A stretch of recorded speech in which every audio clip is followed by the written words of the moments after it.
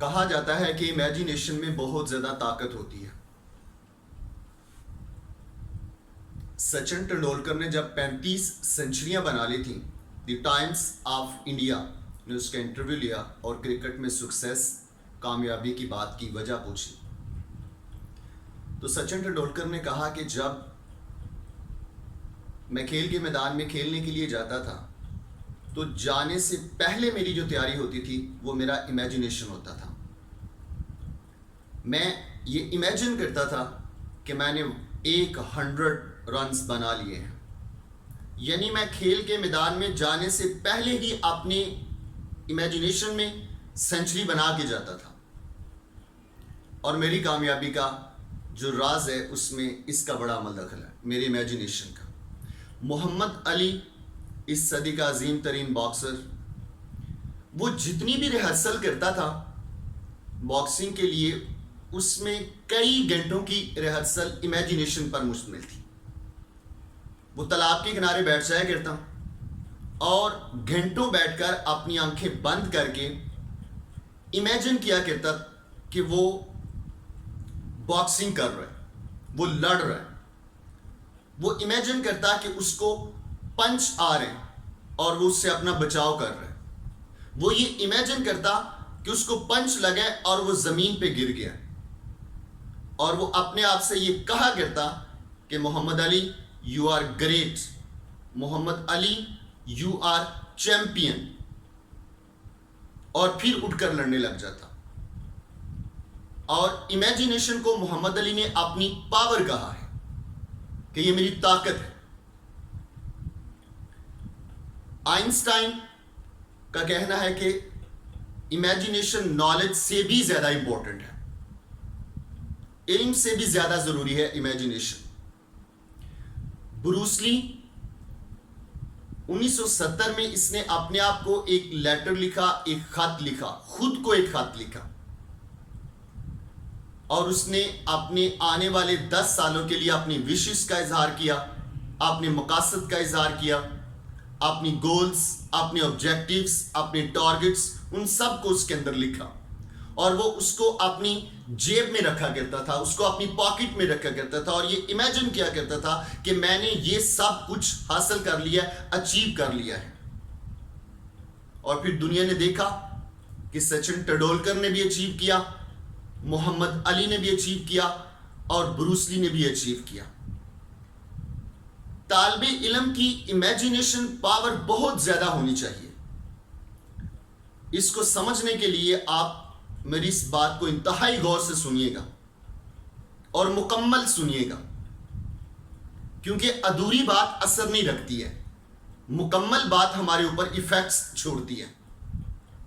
اور جب بھی آپ بات کو سنتے ہیں، سٹوری سنیں، قصہ سنیں، واقعہ سنیں، تو اس کے اندر سے لیسنز نکالا کریں، سبق نکالا کریں، اور پھر ان کو اپنے اندر ڈال لیا کریں، ان کو اڈاپٹ کر لیا کریں.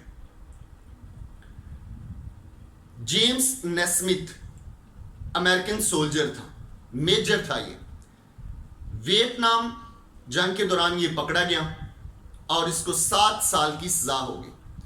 جس کوٹری میں اس کو بند کیا گیا تھا اس میں اس کا باڈی پوری طرح سے سٹریچ نہیں ہو سکتا تھا، وہ اپنی ٹانگوں کو پھیلا نہیں سکتا تھا، مکمل طور پر لیٹ نہیں سکتا تھا. جسٹ اس سیل میں، اس کوٹری میں ایک سوراخ تھا جس سے اس کو یہ پتا چل جاتا تھا کہ دن ہے یا رات ہے. نہ وہ کسی کے ساتھ بات کرتا، نہ وہ کسی کو دیکھتا، اور نہ ہی کسی فزیکل ایکٹیویٹی میں وہ شامل ہوتا. کوئی جسمانی سرگرمی نہیں ہے. کچھ ہفتے، کچھ مہینے تو وہ امید اور دعاؤں کے سہارے بیٹھا رہا کہ آزاد ہو جائے گا. لیکن جب اس کی ساری امیدیں ٹوٹ گئیں، اس کو یقین ہو گیا کہ میں 7 سال پورے کیے بغیر یہاں سے نکل نہیں سکتا ہوں، تو اس نے یہ سوچا کہ میں پاگل ہو جاؤں گا. آپ خود بھی یہ تصور کر سکتے ہیں، اگر بندہ ایک کمرے میں اگر پڑا رہے جس میں ساری فیسلٹیز موجود ہوں، تمام سہولتیں اس کے اندر موجود ہوں، اور اس کو یہ کہا جائے کہ تم نے اس کمرے سے 7 سال کے لیے باہر نہیں نکلنا، تو وہ اس کے لیے بہت بڑا قید خانہ بن جاتا ہے۔ تو میجر جیمز نیسمتھ نے سوچا کہ کیوں نہ میں خود کو مصروف کر لوں، کسی ایکٹیویٹی میں مشغول کر لوں۔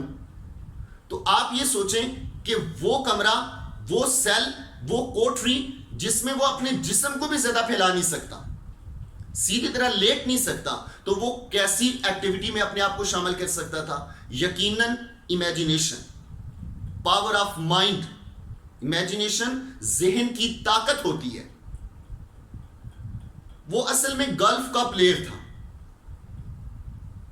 اور وہ اپنی گولف کی گیم کو امپروو کرنا چاہتا تھا اور نیشنل ٹورنامنٹ کو جیتنا چاہتا تھا، لیکن وہ پکڑا گیا، اس کو قید ہو گئی۔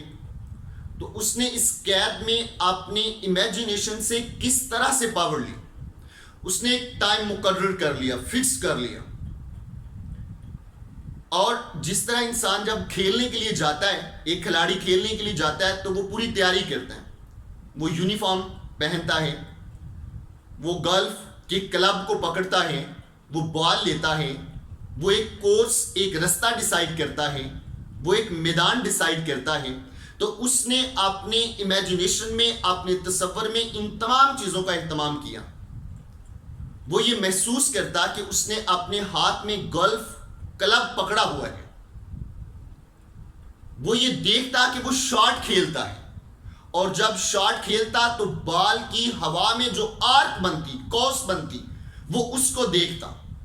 وہ زمین پہ جب چلتا تو ایک ایک قدم کو محسوس کرتا، وہ ہواؤں کو محسوس کرتا، وہ پرندوں کے چہچہانوں کی آواز کو اپنی سماعتوں میں محسوس کرتا، سورج کے طلوع ہونے کو محسوس کرتا، غروب ہونے کو محسوس کرتا، اور وہ روزانہ 18 ہول فل کرتا، 18 سوراخ وہ فل کرتا۔ جتنا وقت اس کو ریئل لائف میں، حقیقی زندگی میں ایسا کرنے میں لگتا، وہ اپنے امیجینیشن میں بھی اتنا ہی وقت لگاتا، اور اس طرح اس کے گھنٹوں جو ہے امیجینیشن کے اندر پریکٹس کرنے میں گزرتے۔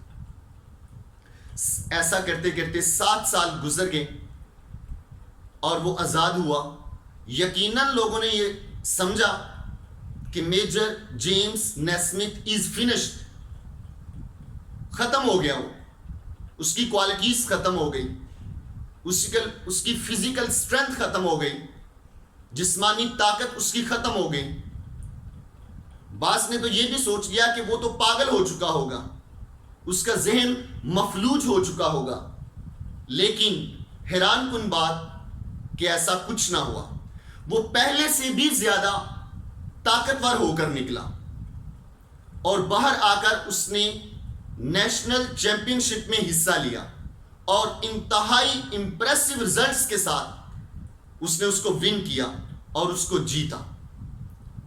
یہ ہے امیجینیشن کی پاور۔ تو اس لیے جب بھی آپ کوئی کام کرتے ہیں، اس کی پریکٹس کرتے ہیں، تو اپنے اس کام کی پریکٹس کو اپنی امیجینیشن میں بھی کیا کرو۔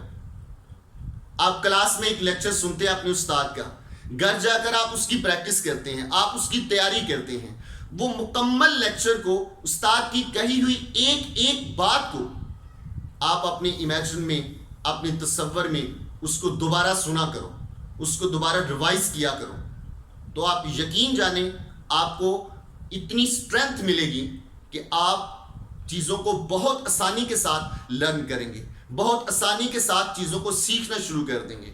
آپ کو بھول جانے کی جو عادت ہے وہ آپ کی ختم ہوتی جائے گی، اور آپ کو ایک مینٹل اسٹرینتھ ملے گی ایسا کرنے سے۔ لہٰذا ہمیں اپنے امیجینیشن کی پاور کو زیادہ سے زیادہ بڑھانا چاہیے۔